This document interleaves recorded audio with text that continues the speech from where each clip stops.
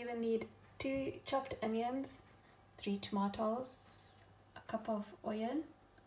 I've got lots of spices here, so I've got basil, paprika, garam masala, coriander powder, black seed, anar dana, some biryani masala, salt, and I've got garlic paste, ginger paste, yogurt, and a whole chicken.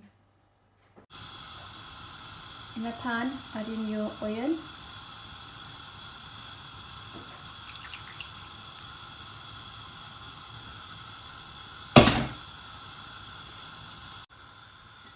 Once your oil warms up, add in the onions.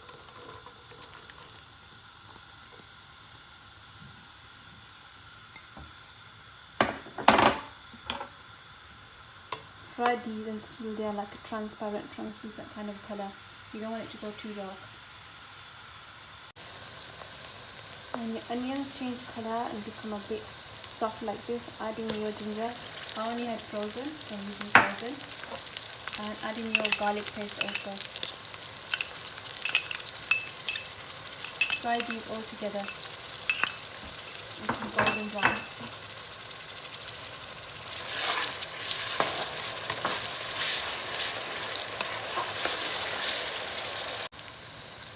Garlic, ginger and onions have gone like a nice golden colour. Add in your chicken and fry.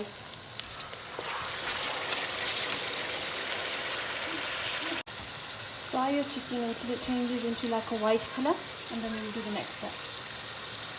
So the chicken has changed colour, and you can see that the ears and inside the oil has come to the top. At this point, add in your chopped tomatoes. Give this a mix. Fry on high heat for about 2 minutes.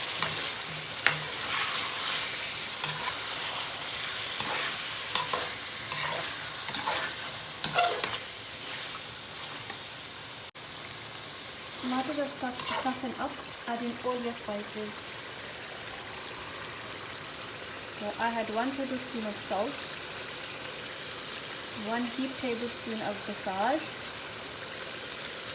a heaped teaspoon of paprika, 1 teaspoon of garam masala, 1 teaspoon of coriander powder, 1 level tablespoon of biryani masala, a teaspoon of anar dana, and a teaspoon of black seed.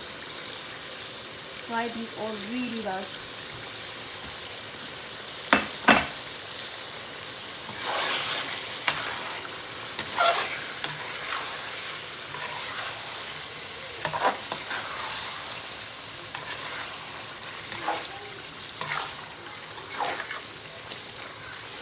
Also at this point you can put in your 2 tablespoons of plain yogurt.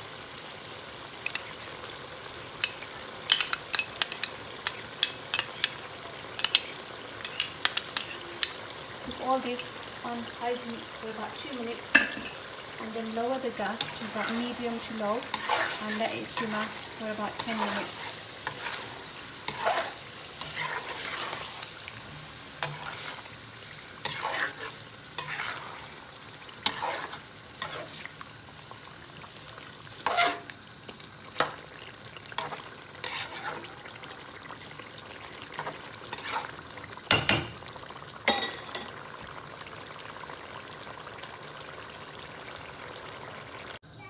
Whilst your chicken biryani masala is simmering, in a separate pan, put some water in a pot with 1 tablespoon of salt,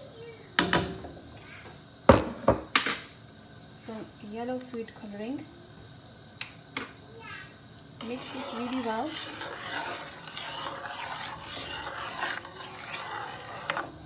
And then add in some hot potatoes to boil.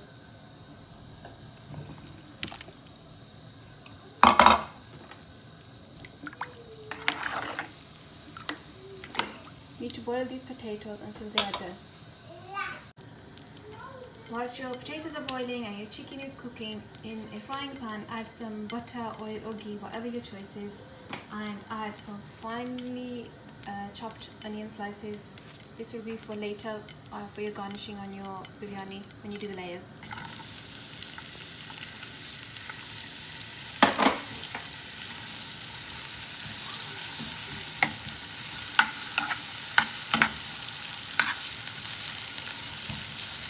I decided to use ghee just because it tastes really nice, but oil, butter, ghee is your choice.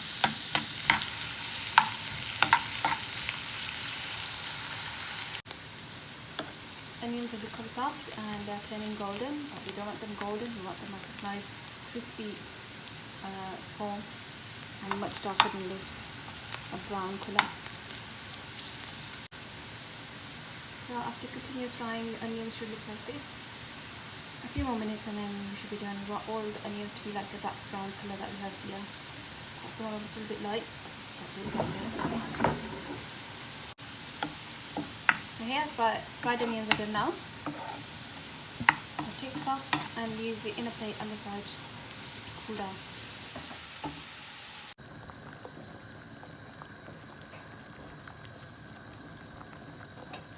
Back to the potatoes, we're just going to check to see if they're done. These are nice and soft. So we're going to drain these and leave them on the side. This will be used when we assemble the biryani.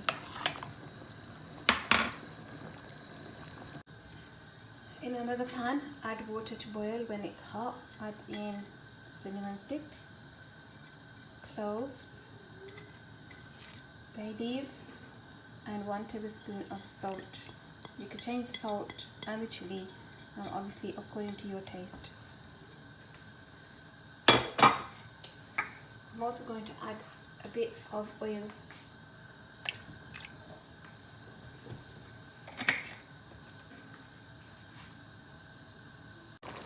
Back to the chicken that was cooked on low heat. We're going to put it on high heat now and fry it off, dry off the water. We don't want any water, we want a nice thick gravy.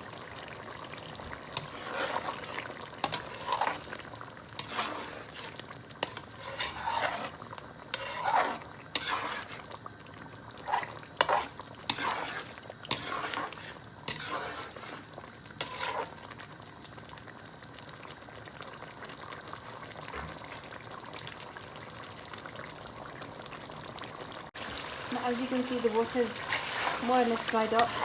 The oil goes into the top. We just got the masala. We just want to fry this, or what they would say, we're going to bunai. So add a little bit of water each time and fry it really well.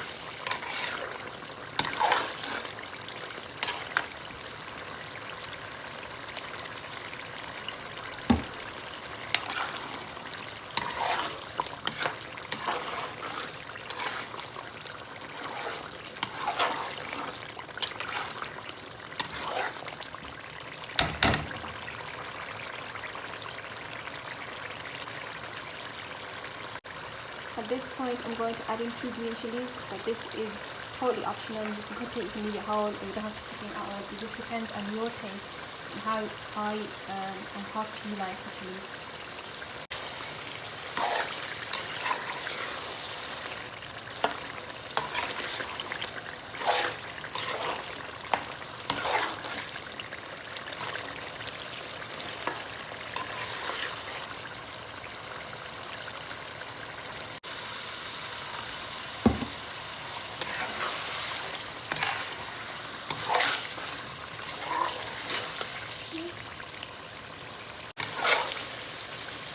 So your biryani masala is ready. You can turn off the gas and put this to the side and boil our rice now. The water is nice and warm. I soaked my rice for 30 minutes before putting it into the pan, but follow the instructions on whatever rice it is that you're using.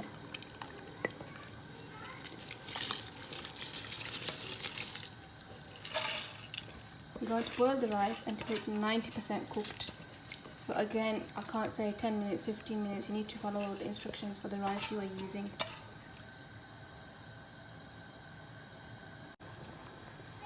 So boil the rice until it's 90% cooked.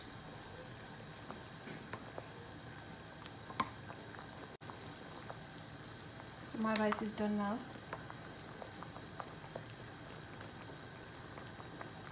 Should be easy to break. Time to drain the water as the rice is cooked as much as we need it to cook. The rest 10% will be when we steam cook the biryani.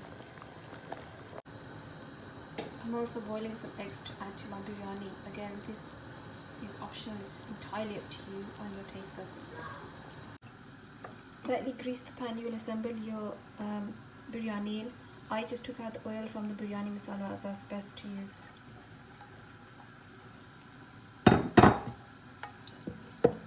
Grease the bottom of the pan like this.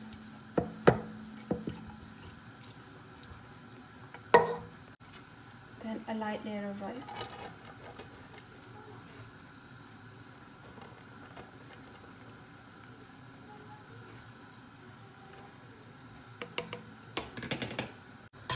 Then add some biryani masala.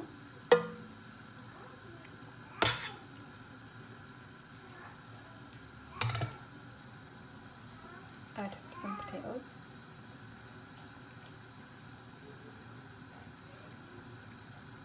A few chopped bullet chilies. Again, this chilies is optional. Add in coriander if you wish. I've only got frozen, so I'll add a little bit. Then again, another layer of rice covering the masala.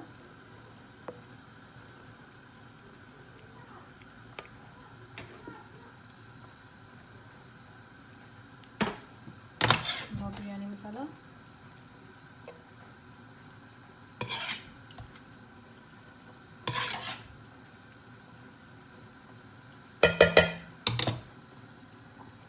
Add some potatoes.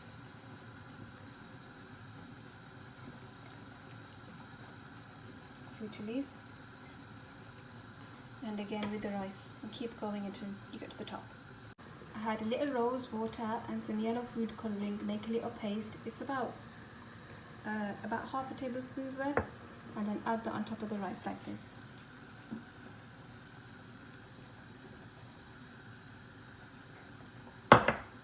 And for some red food colouring, and again on top of the biryani.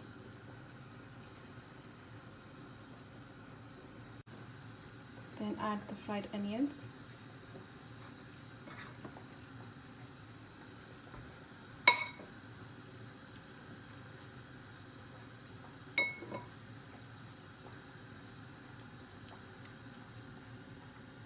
A few more chilies. A few potatoes. So I added some egg on top, and now I will cover this with foil and steam cook in the oven for 15 minutes. Make sure it's tightly wrapped with the foil.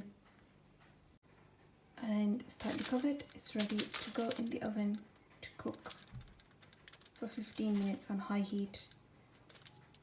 So after taking out the oven, after 15 minutes of cooking, give it a good mix. It should look like this. Then garnish with some other fried onions. So we didn't put all of them in, I kept some aside.